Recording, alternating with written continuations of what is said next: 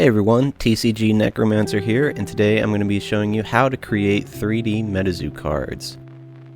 Here are some examples of 3D MetaZoo cards that I've created, and this Reaper's Crown is what we'll be making in today's video.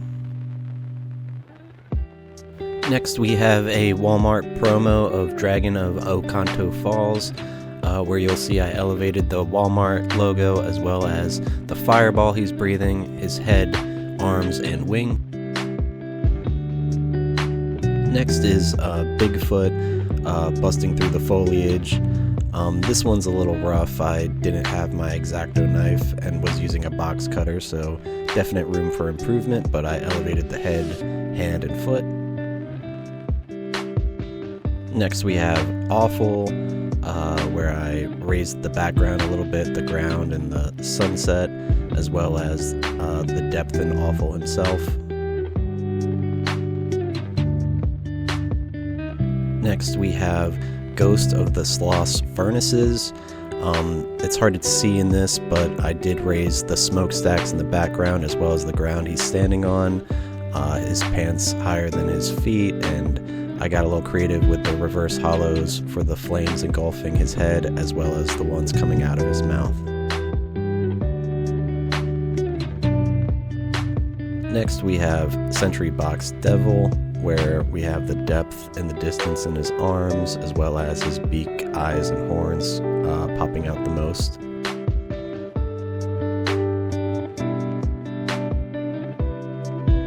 Next we have the Nightfall Mothman, where I elevated his body over his wings. His left wing is higher than that, and the beams shooting from his eyes are also elevated. And last but not least, we have Oklahoma Octopus. This was actually the first 3D MetaZoo card I made, and arguably the most complex, where you'll see that the tentacles are all at differing levels, as well as the eye is the focal point, which is the highest.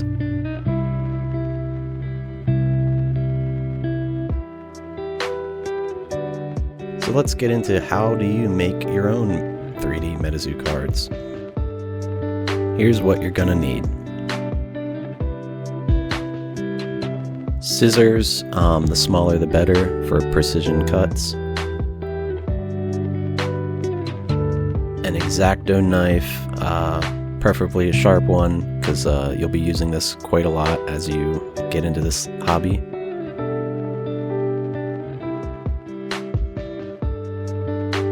A black marker, preferably with a felt tip. And glue. Any glue should suffice. And a cutting board, of course. Next, you'll need to know what card you're going to be creating. So in this case, we're going to be using Reaper's Crown. You're going to need one full hollow copy of the card for the background, a bunch of non-hollow copies to be cut up. And in this case, we're going to be creative and utilize some of the features from a reverse hollow, which I'll show you guys in a little bit here. The first step you're going to want to do is to cut the artwork out from the non-hollows, so we'll use the X-Acto knife for that. Some people prefer to use a ruler when making these cuts.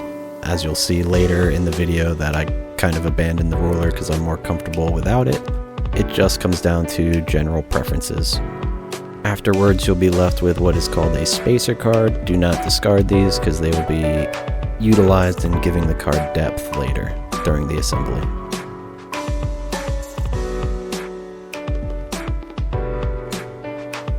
Rinse and repeat until you have about 4 to 5 spacer cards. You may need more, all depending on the design.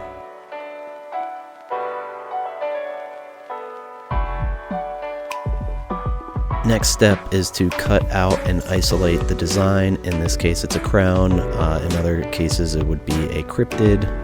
I personally like to use scissors for the majority of the cutting, however you can also utilize the X-Acto knife so you can get those really precise cuts.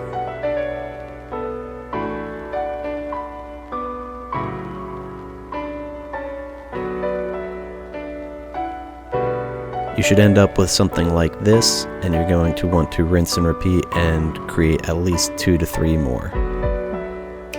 Here I'm cutting out some of the finer details with an X-Acto knife.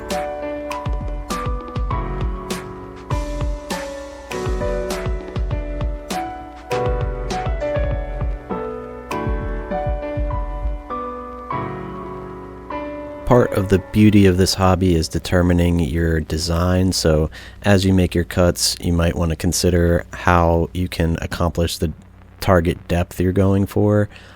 Preferably you would determine this before getting started, but it's always good to be thinking about it as you're creating the three-dimensional card.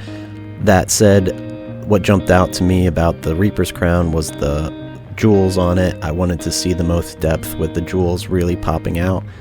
I picked this card because I thought it would be a fairly easy one for this kind of video, but as you'll see with me getting into the finer details, those tiny little jewels at the top were a lot harder than expected, so maybe start with something easy if it's your first time.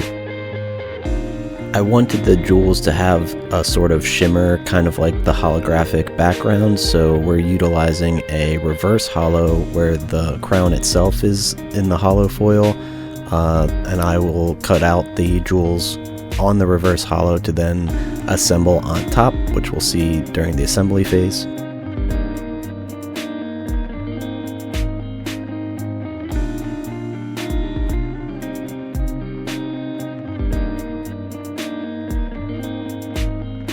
Here I'm cutting out one more crown for good measure.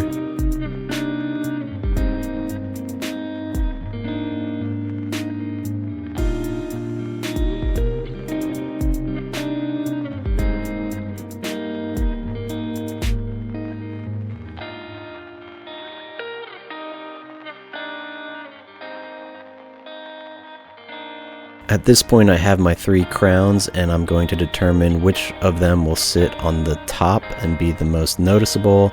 Any that have flaws will be on a lower layer. Now as we get closer to the assembly, I like to move the cut pieces from the cutting board to a blank piece of paper, but prior to the actual assembly we need to utilize the marker to color in the edges where we cut, because otherwise if you don't do this step, the depth in your 3D card will be rather noticeable with all the whitening on the edges. A tip I discovered while coloring the edges is to do it with the card back facing you, so in the event you slip and there's black on the back, it won't have an impact on the end result.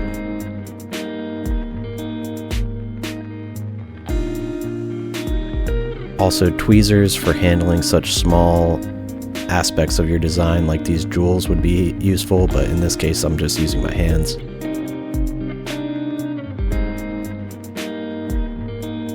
And now we're finally ready for the actual assembly. I recommend using as little glue as physically possible, because what you'll find is as you press the pieces together, glue will escape on the edges, and you want to minimize that as much as possible, while still ensuring that the design remains intact.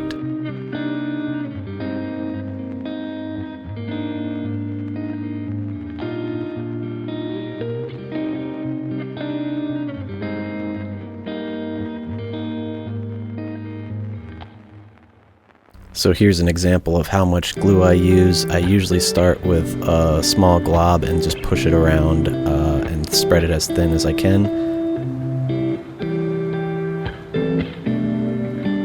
Next, you're going to want to stack your design and press firmly on it and wipe away any excess glue that may escape on the edges.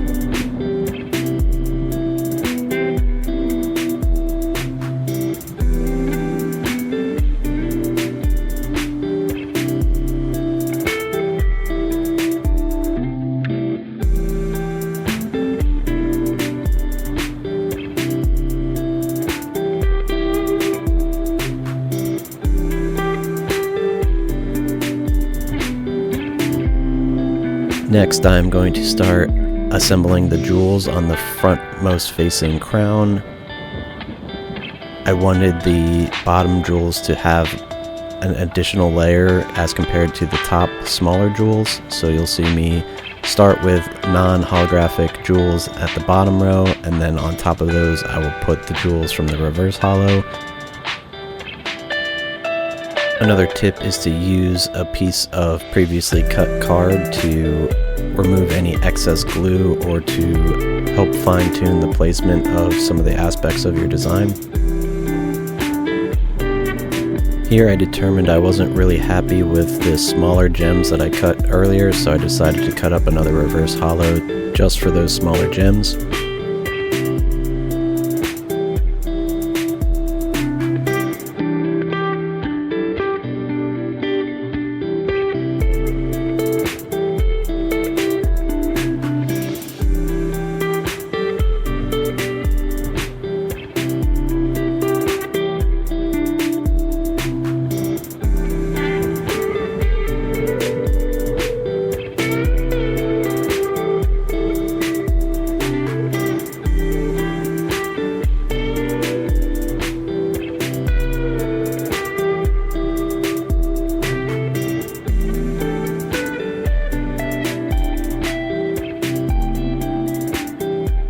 Here we have the final design of the crown. In retrospect, I probably would have liked to add some depth to the crown itself, but overall I'm very happy with how it turned out.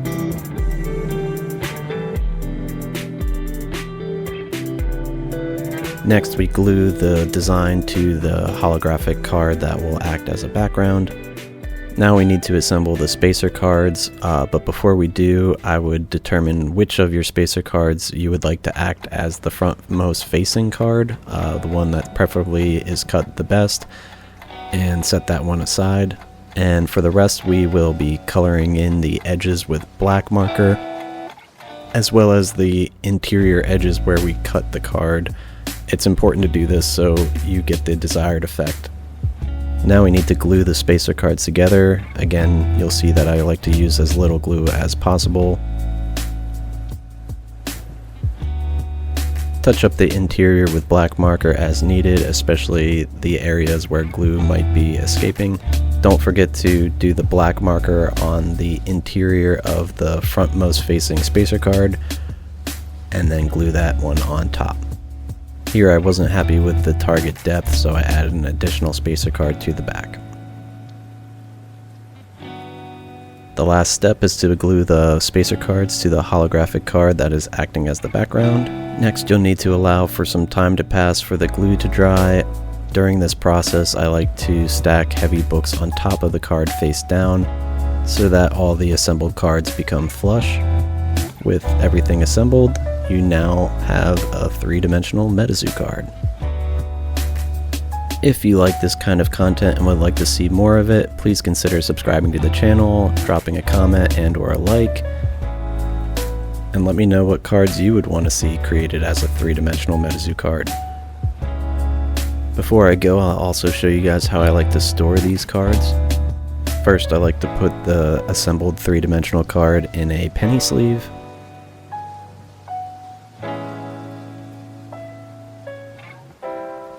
Followed up by putting it in a Ultra Pro card preserver, the one that says patent pending. I picked these up from a local Best Buy.